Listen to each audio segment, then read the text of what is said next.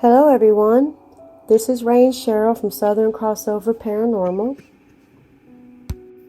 And our objective of being paranormal investigators is not to find the spirits, but to get the spirits to trust us enough to show themselves and communicate with us. The missing and murdered cannot cry out for justice. It is the duty for the living to do so for them. On this episode, Ray and I will be working on Joey Moran's case. According to the Harrison County Sheriff's Office, Joey went missing on Hidden Valley Road in Pass Christian, Mississippi on July 14, 2019, and has not been seen since. His wife, Regan Moran, claimed he was hallucinating from a septic shock due to passing kidney stones and contacted a family friend named Danny Miguel to get Joey under control. They both claimed Joey had jumped out of his bathroom window when hallucinating and ran into his yard, busted the windows out of his truck to grab his firearm, then jumped into his wife's car, but yelled at them right before he did that to say that he was going to his hunting camp.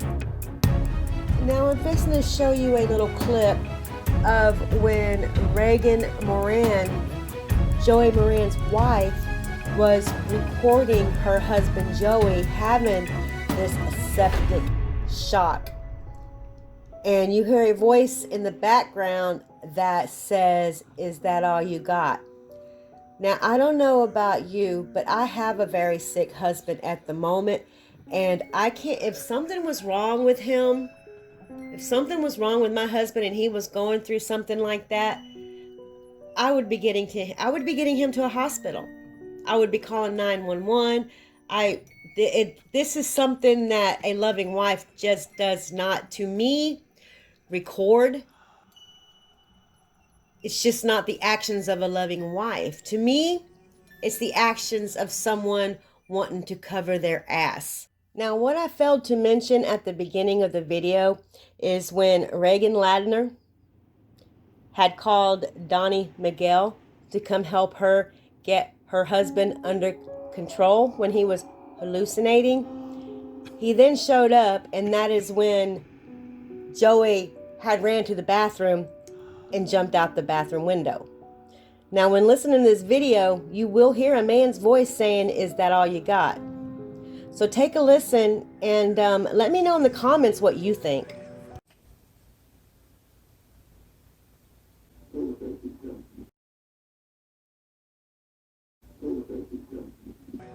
His wife, Regan Moran, who has already changed her name to her maiden name, which is Regan Ladner, claimed he had went missing on the 14th of July, but did not report him missing till the 16th of July. Now, 2 days later, when Regan Moran, or Ladner, her name was Moran, still is Moran from what I believe, but she went to her maiden name just months after she had reported her husband missing. But back to the point, 2 days later, after all of this went down, she decided to go ahead and make a missing report. That night, Search and Rescue had found the car that Joey took off in, abandoned on I-10 with the flashers going and the keys still in the ignition. Search and Rescue then proceeded to go to the hunting camp and looked around, and it was abandoned and looked as if no one had ever showed up there. Now let me just add, Regan Ladner, but her married name is Moran, started selling Joey's things that meant a lot to him 2 weeks later on the Facebook Marketplace. Now, I also find it peculiar that Joey's wife, Regan Ladner, and his good friend, Donnie Miguel, not once mentioned him on social media or asked for any help to locate him. And she was also just having a good old time after his disappearance. She was just out partying like it was 1999. Also, why was the car found with the flashers on and the keys on top of the car and the hood up. There was nothing wrong with the car. When they went to pick up the car from the impound station, they drove it away with a full tank of gas, and it drove like there was nothing ever wrong with it.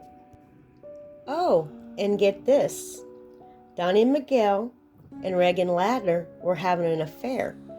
And when they were asked about this on social media, 5 minutes later, both of their Facebook accounts were deleted. Now, she has just recently made another Facebook page, and I'm pretty sure that I will be blocked from it after this video, but that's okay.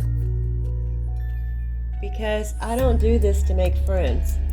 I do this when I believe a story is fabricated and the story doesn't sound right.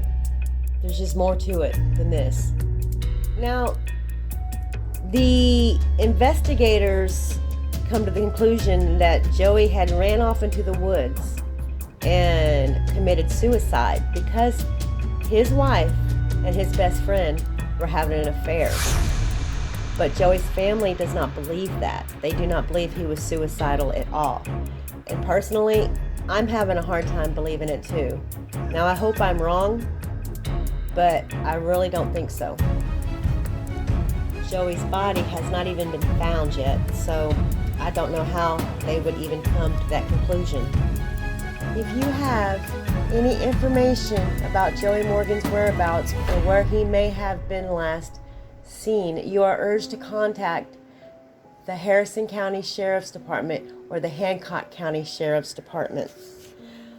On the next video I upload, I will be reaching out to Joey's spirit because that's what I do. I speak to spirits. And I will be asking him to give me some answers as to what happened to him. So let's hope that he talks to me, okay? Stay tuned for that video.